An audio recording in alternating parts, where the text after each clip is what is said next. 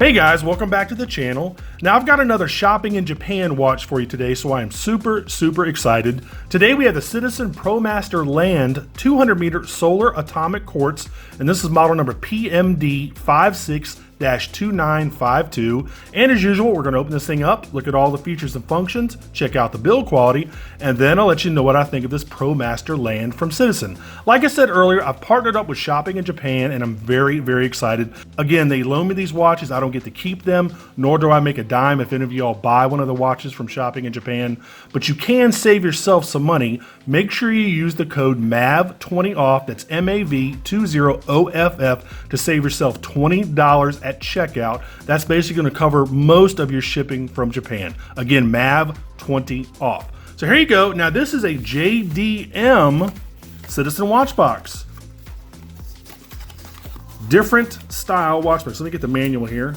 There we go. There's the manual. You slide this out.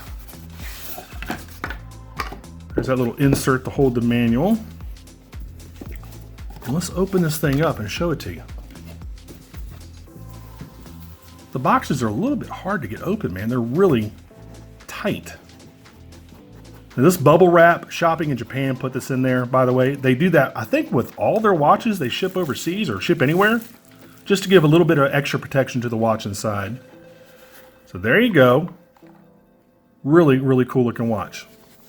Now, I will say this. I'm a little disappointed by one pretty major fault with this watch. I take that back. It's not a fault with the watch. It's a fault with the country I'm in. I'm in the United States, and the atomic radio reception does not work here. And that was a big bummer to find that out. So anyway, I'll talk a little bit more about that later. But anyway, let's go ahead and talk about the specs. So you're looking at a 41 millimeter titanium case with the Duratec coating. It's 12 millimeters thick. It's 45 millimeters lug to lug. It's on a 20 millimeter titanium bracelet, also with that Duratec coating. It does have a sapphire crystal with an AR coating. It's water resistant to 200 meters, which is 660 feet. It's got the H100 movement with a 6-month power reserve. It does have a screw down crown over there at 3 o'clock. You got a screw down Caseback as well. You've got a power save mode, low charge warning, overcharge protection, Perfect's automatic hand correction, manual hand correction. Of course, it's not windable. It's not an automatic or manual watch. It is hackable. You've got the date over there at 3. You've got the day over there at 3. You can also switch that day to the kanji day if you want to. It's got Citizen's proprietary lume. It's got a fixed bezel, and of course, it is made in Japan. Now, like I said, I've been wanting to review this for such a long time. It's just such a neat watch, man. I love the titanium aspect of it. I love the titanium case, the titanium bracelet with that Duratec coating. It's going to make it much more scratch resistant, not scratch proof, but scratch resistant. It's just a good looking watch. Now, it's a little bit smaller than I normally like to wear. I mean, 40 millimeters is as low as I'll probably ever go. So it's at 41. So it's a little bit smaller than I like. I'm a big guy. I've got big wrists. So it's just a tiny bit small for me. Not small enough that I wouldn't wear it. But I like my watch cases just a tad bit bigger. And again, that's just personal preference. Fantastic looking. You've got all of these massive indexes here. You got that big triangle, inverted triangle up there at 12 o'clock. You've got the big numerals around the dial. You got Citizen Eco Drive, the Promaster logo down there, 200 meters and the word titanium, and then made in Japan down here at 6 o'clock. Nice hour, minute, and second hands. You got that little yellow pop with the second hand. Big, huge day and date window. I absolutely love this day and date window. I'm going to show you a little trick here with that in just a minute. If you notice, and I wish Seiko would take note of this, look how everything lines up perfectly. Look at that second hand, hit that 6 o'clock index dead on. It'll do it again with the 7. Boom. Dead on. I don't know why. And I've bitched about this for the last, I don't know, 2 or 3 reviews. But now that I'm seeing that Citizen can do it, why can't Seiko do it? It's just nuts. Anyway, fantastic looking watch. The case doesn't have a lot of elaborate decoration. It's a pretty simple case, but being titanium, obviously, it's very light. It's very scratch resistant with that Duratec coating. So anyway, so let's take a look at the rest. Let's look at the crown. Nice knurling on the crown. Crown has really good screw in and unscrew action on it. Really cool. You got a little Promaster signed crown. Really nice. I'm gonna go ahead and keep that unscrewed. You've got this button. This is for your radio reception, and I'll show you that here in a minute, even though it's not gonna do me a bit of good being here in North America, unfortunately. Man, that was such a bummer to find that out. But anyway, and I actually confirmed that with the shopping in Japan folks, and I also confirmed that in the manual itself. So this, again, is only a Japan. When they say JDM for Citizen, they really do mean JDM. This only, the atomic timekeeping function only works in Japan. Man, it's such a bummer. Anyway, so let's take a look at the rest of the watch. Really nice titanium case. If you noticed, you have a milled scissor clasp. Let me go ahead and open this up. There you go. Nice milled scissor clasp. You got some paper here to help protect the watch and shipping from scuffs and stuff. Let's look at the, actually, let's open this back up. Let's look at the case back. Really nice case back, laser engraved. Got some deep laser engraved in there. It tells you a whole bunch of stuff about the watch. You can see where it says Duratech right there, right where my finger's pointing. Obviously made in Japan. You've got the Citizen Eco Drive logo. Just kind of your typical case back, but it's, you know, it is a titanium case back, as this is an all titanium watch. So there you go. You got a signed buckle. What else? Twin pusher. Not really any polished surfaces that I can really see, guys. It looks like everything is brushed. I'm thinking the whole watch is pretty much brushed, man. There you go. Looks like this is, I'm guessing this is probably a black IP coating on this fixed bezel, just a guess. So there you go. So anyway, so let's go ahead and talk about the functions, and the one thing that just, man, it just, again, really, really bummed me out. Let me screw this crown in. Now, in order to get reception, what you would normally do, if you want to do it manually, you just press the button, okay? Now, if you press it once, that's going to show you if the last reception, let me wipe off the dial here real quick. That's going to show you if the last reception was successful, and it's going to point to either received, or it's going to point to high, medium, or low, and that tells you in which state that it received the reception, a high signal, medium signal, or low signal. So it didn't get it last time, obviously. And then what it's going to do is if I was to keep pressing it for 5 seconds, it would start to try to get the reception. I'm going to go ahead and do that. Now it's going to receive RX, and now it's trying to get the reception, which obviously it's not going to get because, again, we're here in North America, specifically Virginia, by the way. So let me see if I can cancel that real quick. There we go. I went ahead and canceled that reception. So again, you're not going to get atomic reception. Let's talk about this. Now, this watch is also a little bit hard to set. It just takes forever. Unless you're getting the atomic reception, if you're in Japan, it's going to automatically adjust the time and the day and date for you.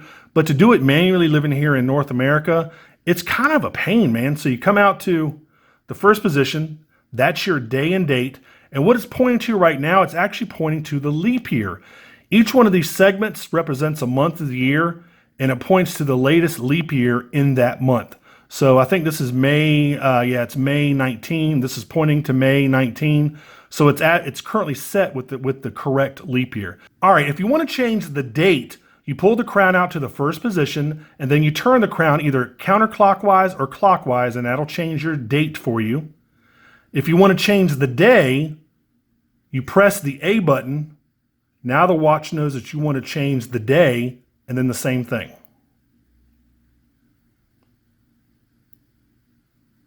There it goes. And there is your kanji date right there. I think I went too far. There we go. So if you always want the watch to show the kanji date, you pull the crown out to the first position, and then you press this button up here, the B button, and that'll flip the day to the kanji day. And there you go. And I don't know if you saw that. It was really tiny, but in the lower right-hand corner, it said JP in probably the tiniest font I've ever seen in my entire life.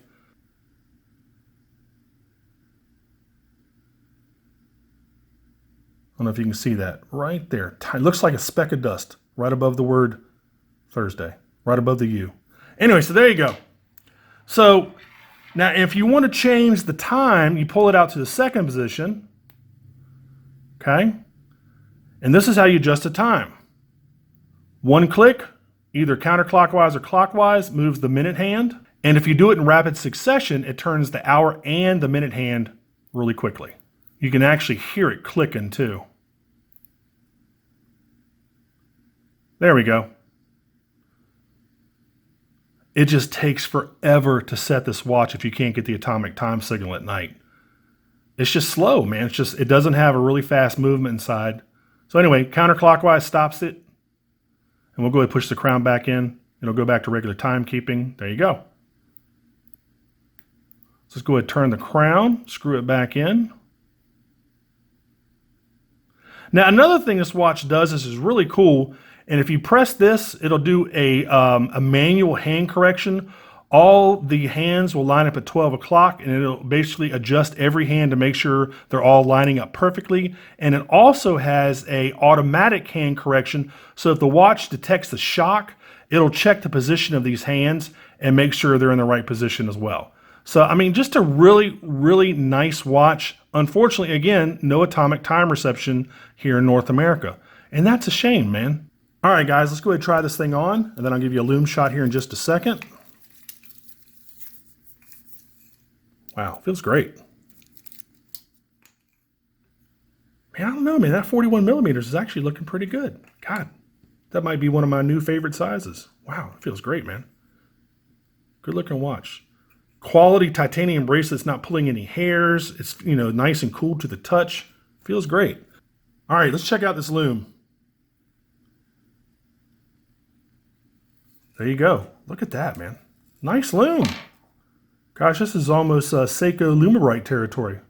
Look at that. Nice amount of lume. And this is green lume. A lot of times I see Citizens with a blue lume. But I like this a lot, man. This is pretty cool. All right, let's go ahead and turn the studio light back on, turn the monitor back on. Let's go ahead and finish this thing up. So guys, I love the watch. You know, obviously it not being able to receive the radio signals here in North America. Again, you know, it's definitely a bummer. But so far as a quality timepiece, titanium, it's a Citizen. It's going to last forever. You still might want to get one, man. I mean, they're really, really neat watches. And of course, if you ever go over to Japan, you're good to go. Now, the reception signal in Japan is basically the length and width of the island, which is about, well, actually, there are multiple islands over there, but it's about 900 miles. So you actually have to be in Japan only. This is not going to be good for Asia, only Japan. So if you're ever in Japan and you want a watch that only works in Japan for the atomic time signal, this is the watch for you. So what I'll do is I'll make sure to put a link in the description field so you can head on over to Shopping in Japan's website and pick yourself up one for $562. Yep, that's a little bit expensive, but they're fantastic watches. You're getting sapphire. You're getting a great movement. You're getting titanium. You're getting a Duratec coating. So it's a fantastic watch, man. Even if you can't use the atomic function, it's still a fantastic watch. And also make sure you use MAV20 off. That's MAV20OFF for $20 off any watch that you buy from Shopping in Japan, not just this one or any of the other watches I reviewed. Any watch, you can do that. So guys, you know, it's a fantastic watch. I've always wanted to check one of these things out, and now I've had a chance to do so. And even with that big issue, I would still definitely buy one of these. So anyway, guys, until the next review, this has been the Citizen Promaster Land 200-meter solar atomic quartz, model number PMD56-2952. And until the next review, I will see y'all later. Take care. Bye-bye.